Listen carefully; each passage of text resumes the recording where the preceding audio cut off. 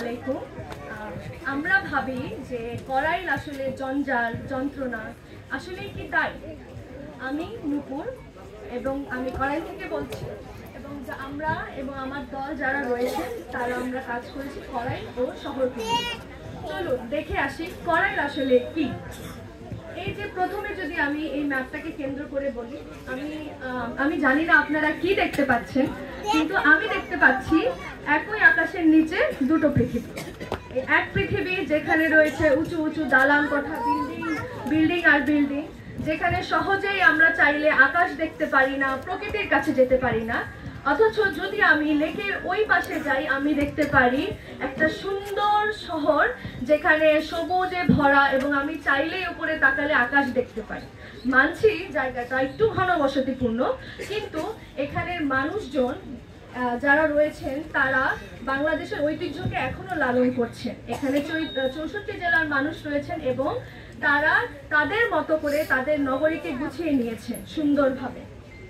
এবং যেহেতু আমাদের বিষয়টা ছিল করাইল ও শহর, তাই আমরা শহর এবং করাইলের মানুষের সাথে বিভিন্ন সময় বিভিন্ন বিষয়ে আলাপ করেছি যে তারা কি ভাবছে এই বিষয়টাকে। এবং আমাদের এই কথাবার্তার মাধ্যমে অনেক কথা ফুটে উঠেছে, যেখানে শহরের মানুষ তাদের মন্তব্য বলেছে, শেয়ার করেছেন, করাইলের মানুষ তাদের মনোভাব প্রকাশ করেছেন। কিন্তু যখন আমরা করাইলের মানুষ এবং শহরের মানুষকে জিজ্ঞেস করলাম যে কেন তারা করাইলকে ভালোবাসে, কারণটা কি, এবং ভবিষ্যতে তারা করাইলকে কোথায় দেখতে চায়, সব কথার মধ্যে করাইলের মানুষজন যখন বলল যে তারা একটি সমতার শহর চায় এবং সেই সমতার শহরের মধ্যে তারা যে কথাগুলো বলেছে তার মধ্যে 4টা জিনিস আমাদের কাছে মনে হয়েছে খুবই গুরুত্বপূর্ণ। সেটি হচ্ছে যে করাইলের মানুষ, এই যে মানুষ করাইলে বসবাস করছে, এত বছর ধরে তারা একত্রিতভাবে থাকছে, তারা এখন নিজেদের মধ্যে তাদের ঐতিহ্যকে, তাদের সংস্কৃতিকে লালন করে চলছে এবং যে কোনো কিছুতেই তারা তাদের আন্তরিকতাটাকে প্রকাশ করে এবং পরস্পর মিলেমিশে থাকছে। আরেকটা জিনিস যেটা উঠে এসেছে তাদের বক্তব্য থেকে, সেটা হচ্ছে পরিবেশ। এত সুন্দর লেকের ধার ধরে একটা পরিবেশ করাইলে রয়েছে, লেকের পানি, সবুজায়ন।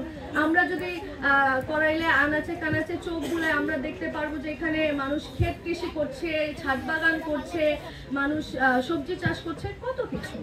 এবং এটাই মূলত করাইলকে সুন্দর করে তোলে। এবং করাইলের যে জিনিসটা সবচেয়ে বেশি হাইলাইট হয় সেটা হচ্ছে কাজের জায়গা বা কাজের সম্ভাবনা। যদি বলি, আপনি দেখবেন ঢাকা শহরে আনাচে কানাচে করাইলের মানুষজন ছড়িয়ে ছিটিয়ে আছে, তারা বিভিন্নভাবে ঢাকাকে সেবা দিয়ে যাচ্ছে। ঢাকা যদি কাজের মেশিন হয়, আমি নির্দ্বিধায় বলতে পারি করাইল হবে তার চালিকা শক্তি। এবং চতুর্থ যে পয়েন্টটা উঠে এসেছে সেটা হচ্ছে সংযোগ। আপনারা যদি একটু লক্ষ্য করে দেখেন, করাইল ঢাকা শহরের মাঝখানে পড়েছে এবং করাইলের যেই অবস্থাটা এখন রয়েছে, করাইলের একটা লেক আছে, সবুজায়ন আছে এবং এটা নির্দ্বিধায় বলা যায় এটা একটি শহরের ফুসফুস হিসেবে কাজ করছে। এবং এই যে সংযোগ পথটা রয়েছে, আমি যদি মডেলে যাই, সংযোগ পথটা গুলশান বনানী ধরে গিয়েছে। তো এই সংযোগ পথের মাধ্যমে আমরা চাইলেই সহজে এক শহর থেকে আরেক শহরের সাথে কানেক্ট হতে পারছি। এই যে সম্ভাবনাগুলো আমরা দেখলাম, এই সম্ভাবনা থেকে আমরা বের করার চেষ্টা করেছি করাইলের মানুষজনকে নিয়ে যে ভবিষ্যতে তারা কেমন করাইল চায়। শুধু করাইলের মানুষ না, পুরো শহরের মানুষের জন্য যেটা উপকার হবে এবং শহর এবং করাইলের মানুষ দুই পক্ষই একত্রে মিলিত হয়ে থাকতে পারে। তো এই জিনিসগুলো ভাবতে ভাবতে আমি বলবো যে বর্তমানে কি হচ্ছে না, আমরা ভবিষ্যৎটা ভাবছি কি হতে পারে যদি আমরা সাজাই সুন্দর করে, আমাদের মতো করে আমরা করাইলটাকে গুছিয়ে সুন্দরভাবে নিই। আমি চলে যাচ্ছি এই পোর্শনটাতে। ধরুন এখানে কিছুই নেই, এই রোডটা, এটা হচ্ছে করাইলের রাস্তাটা এবং এই রাস্তাটা হচ্ছে বনানীর রাস্তাটা। আমরা কিছুক্ষণের জন্য ভাবি এই বনানীর রাস্তাটা একটু ফাঁকা সুন্দর এবং এই করাইলের রাস্তাটাও ফাঁকা সুন্দর, এখানে কোনো নোংরা নেই, ময়লা আবর্জনা নেই। এবং এই যে এই লেকটা যদি ম্যাপে দেখি, এখান দিয়ে লেকটা যাচ্ছে কিন্তু বিল্ডিংটা দিয়ে লেকটা আটকে গেছে এবং ওই সাইড দিয়ে আমরা হয়তো বা আরো যদি ভিতরের দিকে যাই, ওখানে লেকটা বন্ধ হয়ে গেছে বিল্ডিং এর জন্য, কোনো রাস্তার জন্য।